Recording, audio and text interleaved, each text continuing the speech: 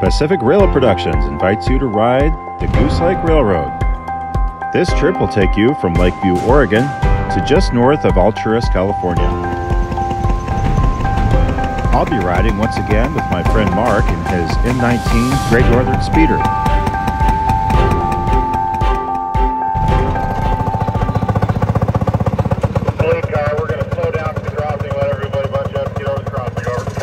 Lakeview's brick railroad station was built by the NCO, a 3-foot gauge railroad from Reno. Copy that.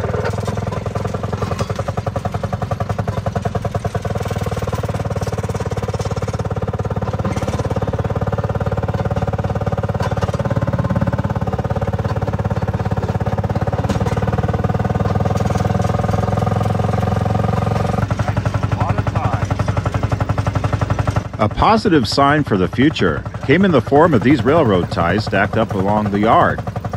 This much-needed tie project is just getting underway. Fighting the deferred maintenance from previous owners is a constant battle. Earlier in the morning, a train left south from Lakeview to Alturas. However, several locomotives remained behind here at the yard. The railroad runs a mix of leased and owned locomotives. The day before, my friend Mark took these shots and shared them with me.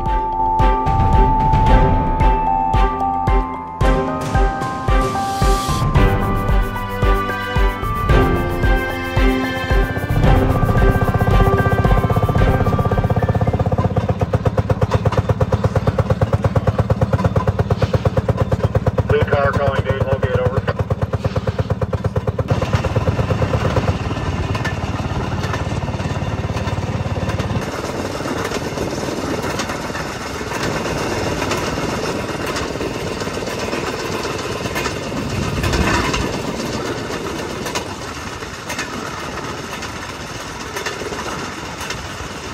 The string of hoppers seen here in a siding south of town represent the literal salvation for this railroad that came in 1998.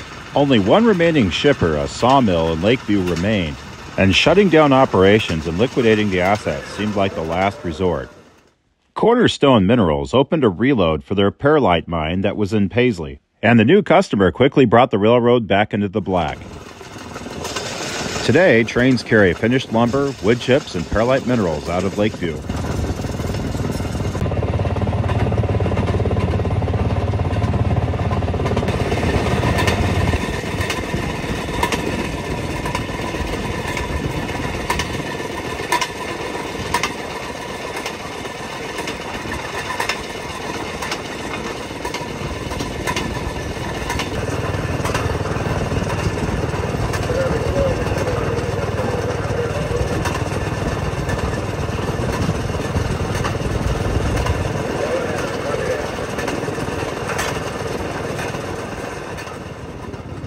It was a very brisk, high-desert morning here in Lakeview, and being in the shadow of the mountains certainly didn't help warm us up. But once the sun did come up, it warmed up quickly. In fact, it gets so warm up here during the summer, the railroad runs in the dark to avoid the rail kinks that occur during thermal expansion. This October has been so warm, Goose Lake has had to extend their summer schedule.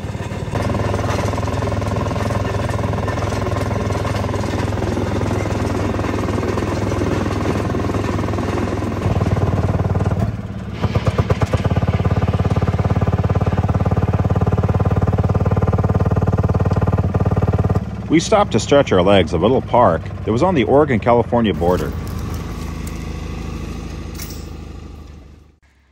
Reach to do something like that. Yeah. It sure makes some of these branch line runs bad. Although I was surprised that Mount Hood, really, the leaves weren't bad.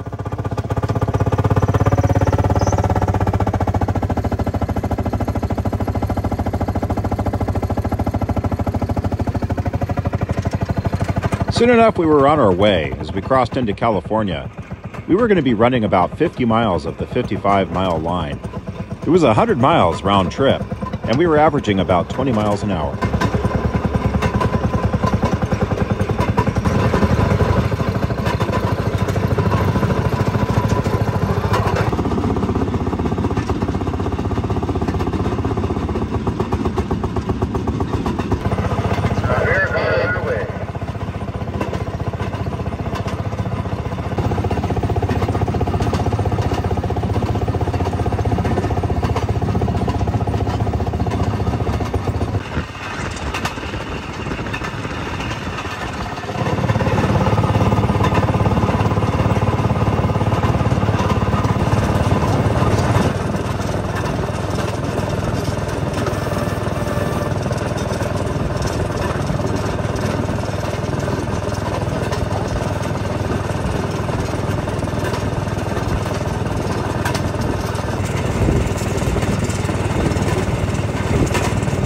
Cattle guards could be found on the tracks as well.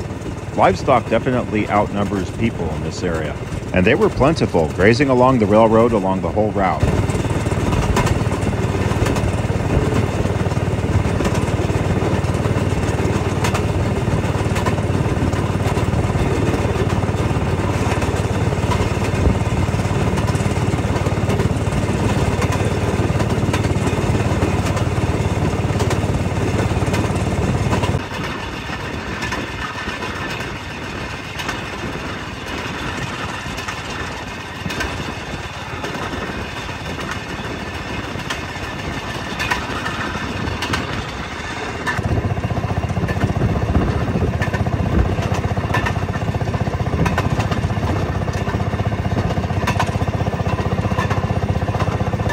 Livestock and agricultural products were what the railroad was shipping when it was first built, until a sawmill building boom occurred to tap the timber in the Fremont National Forest.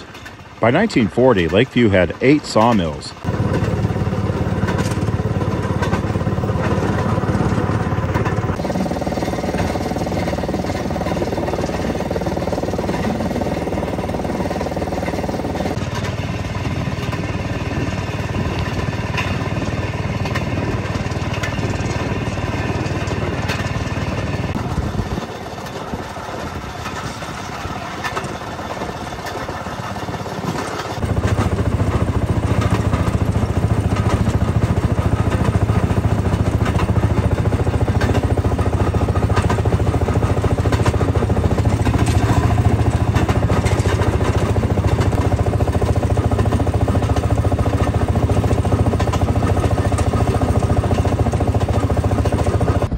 It was the first time I ever got to see cowboys on horseback herding their cattle. It certainly was a treat for us, but it also seemed like the cowboys were getting a kick out of seeing what was happening on the rails.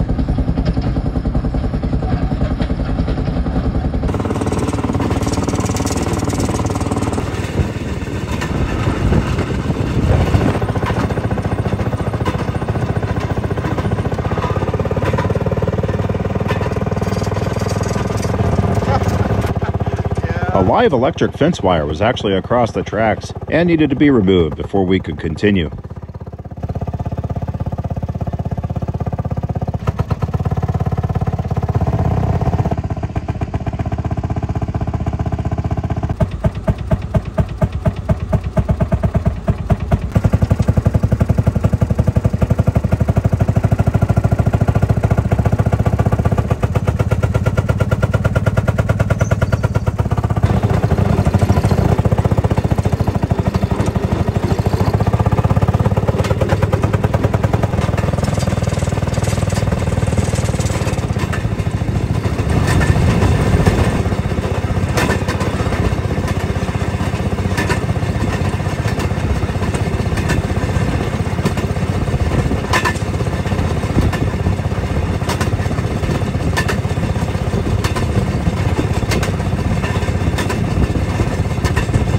For miles along this stretch of Goose Lake, the tracks follow the bluffs along the eastern shore.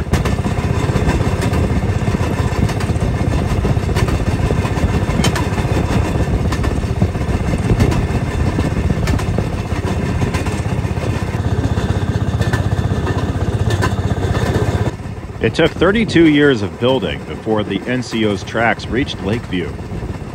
The railroad seemed to be suffering from a crisis of identity before it finally settled on its name and plan to build a narrow-gauge railroad north from Reno all the way to the Dalles.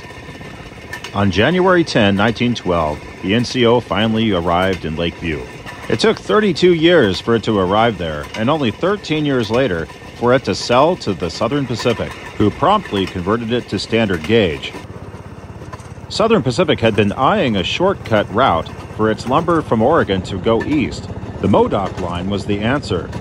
Leaving Klamath Falls south and east, it connected with the NCO at Alturas, providing a link to its original Central Pacific route to Salt Lake City, and avoiding Donner Pass altogether.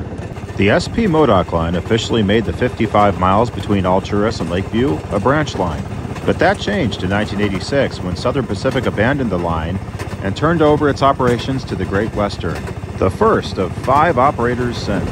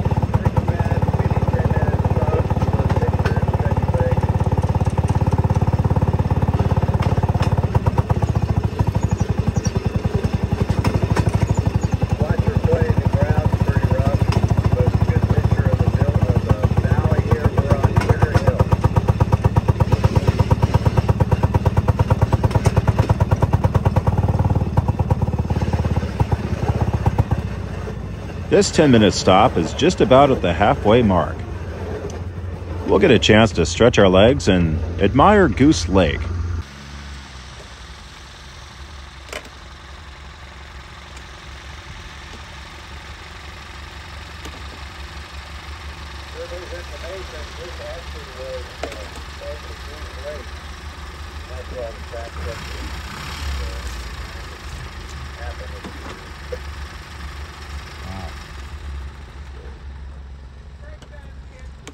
As we can see, Goose Lake's 144 square mile bed is almost completely dry.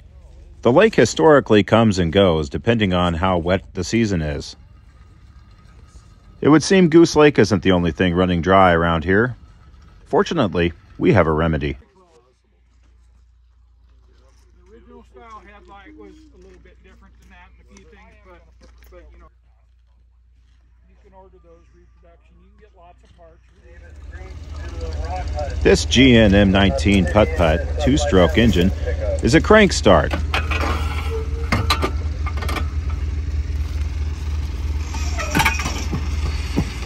For a seasoned operator, one turn is all it should take.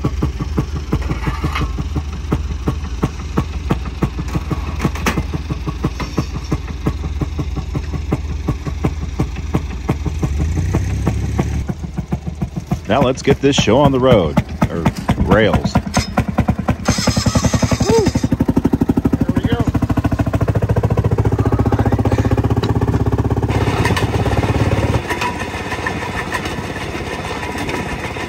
The small brushes in front of the wheels are called rail scrubbers. A speeder's small size makes it particularly vulnerable to objects on the rail.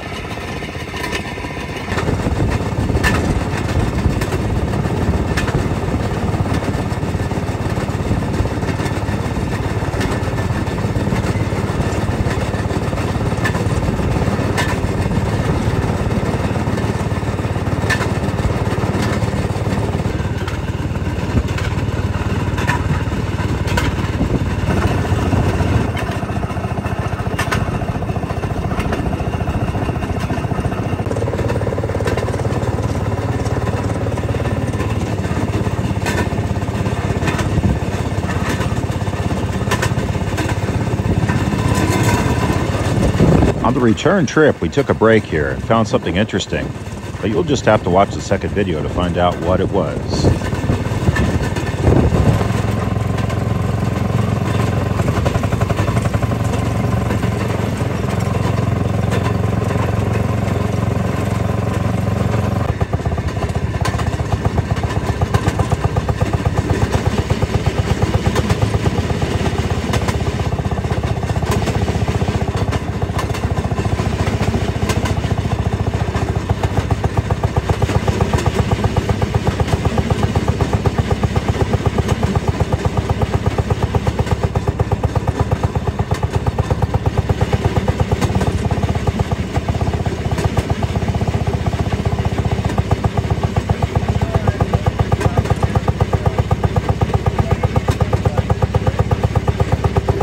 Another leg-stretching break allowed us to hunt for some obsidian rocks, which were everywhere around here, which the Native Americans used to make arrowheads with.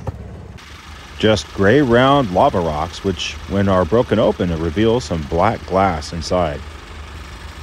We may or may not have used the steel railheads to break open these rocks.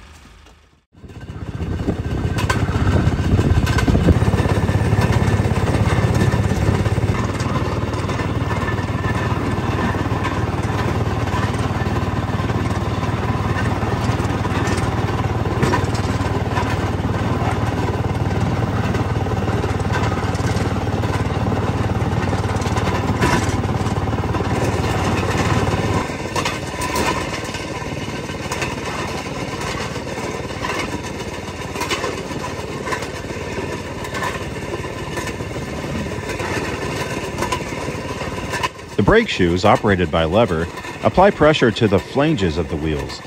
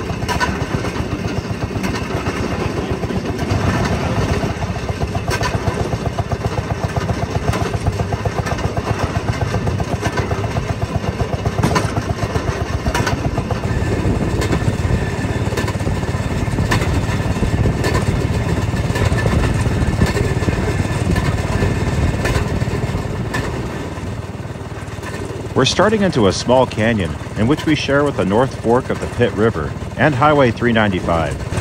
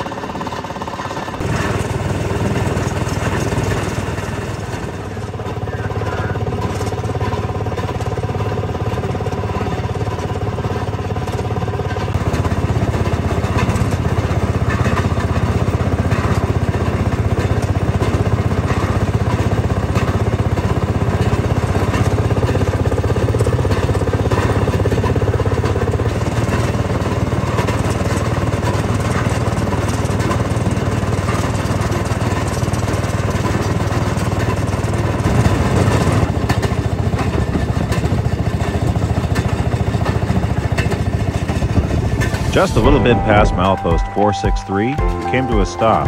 Up ahead, the railroad starts into Alturas, going over crossings and meeting up with the Union Pacific. We turned our speeders and had lunch. And by now, the bitter cold memories of early morning were far behind us, with the heat of the day in full force.